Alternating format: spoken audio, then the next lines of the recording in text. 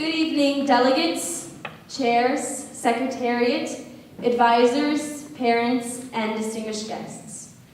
And welcome to the 20th edition of SPMUn. It's an honor to be standing here as Secretary General of such an important event, and I'm beyond excited to follow each and every one of your footsteps across all of the amazing committees that we have here today. Before I begin, I'd like to introduce myself personally, because I feel like there's this whole allure around the Secretary General. So, my name is Gabby, and for the rest of this speech, I'd like you to consider me as just that, one word and 4 letters.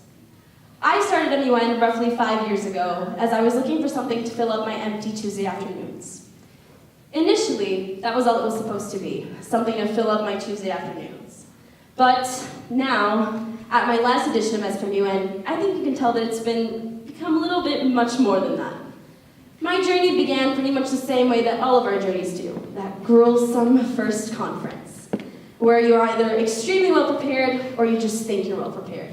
To me, it was the second option. I remember walking around the Security Council confidently, wearing the Chilean name tag, and feeling as if I was going to kill it. My hands were trembling, my heartbeat was speeding, but I knew, I was confident, I was going to be amazing. 5 minutes later, I was sitting back down in my seat, heads buried within my hands, thinking, I totally failed this. And for the rest of the conference, that was pretty much it. No one wanted to lobby with me, no one wanted to write clauses with me, and I spoke for about 5 minutes, 30 seconds of which were my opening speech, whereas the other part was just me nudging China, asking what the heck a friendly amendment is. I could have stopped there.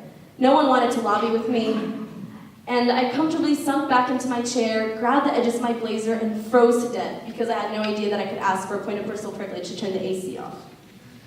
But I came back. Again, again, and again. And before I knew it, I had already memorized all of Graded's annual conference schedule. Next thing I knew, I was also speaking at length that my chairs didn't even want to call on me anymore. The point is, we've all had that first conference. We've all lived through the experience of giving a speech and either thinking, I killed it, or I failed it. So what makes my speech here different than any of the others I've given? I don't know. I've been asking myself that question far too many times as I've been trying to write this. And I still don't know the answer. What I do know is why I'm standing here at this podium on a Friday night. I'm doing something that I love. I'm doing something that's made me travel thousands of kilometers to represent a country that I hadn't even heard of until 2 weeks before. Something that's introduced me to some of the people that are most important to me and whose company I cherish the most. Something that's quite literally made me stand up to people, those you're not typically supposed to stand up to and look to in the eye, and tell them that I disagree, or that we should act on something. I never realized that I could have a valid opinion without being an adult until I went to my first MUN conference. I never realized that I was capable of trying to solve a global issue until I went to my first, or should I say second, MUN conference.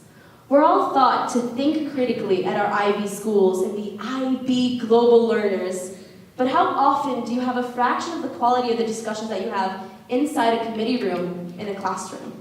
Coming here, you've already stepped out of your academic bubble, but walking into committee, I'd like to say, is the first step into walking into the world. It's easy to get caught up into our lives, the social ones, the familiar ones, or academic ones. But MUN forces us to look at the bigger picture, even if it's just for a few hours, and think about how we might fit in. So take advantage of that. Notice how many people are sitting next to you. And I guarantee you, if you look around, it's quite a lot. All of them have written position papers. All of them have researched. All of them have sacrificed their weekend to be here, beside you, to learn to occupy a space that will soon be completely under our generation's jurisdiction. And I'm not going to pretend to know whether we're going to do it any good or bad, but I've yet to see someone convince me that we're not competent enough to change it completely. This world, with all its separatist conflicts, nuclear weapons, territorial disputes, and new technologies, it's ours. The problems that we will solve this weekend, they may be solved well before we go and sit at the discussion-making table. But their essence, it's always going to remain. So make yourself worthy of a seat. Make yourself worthy of calling the shots, because like it or not, that's where we're all going to be in a few years. Some of us may be in the spotlights, making decisions that seem far more important. But in a collective society, all of our actions matter.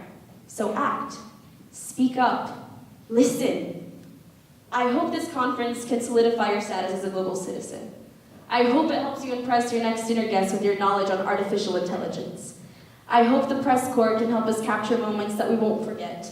And I hope the chairs challenge and motivate you to go farther than you ever thought possible. And finally, I hope the 20th edition of SPMUn encourages you to step into the world and start thinking of your role in it. It may not be our world now, but it sure will be in the future. So make it worthy of us. Make it worthy of you. I dare you. Thank you.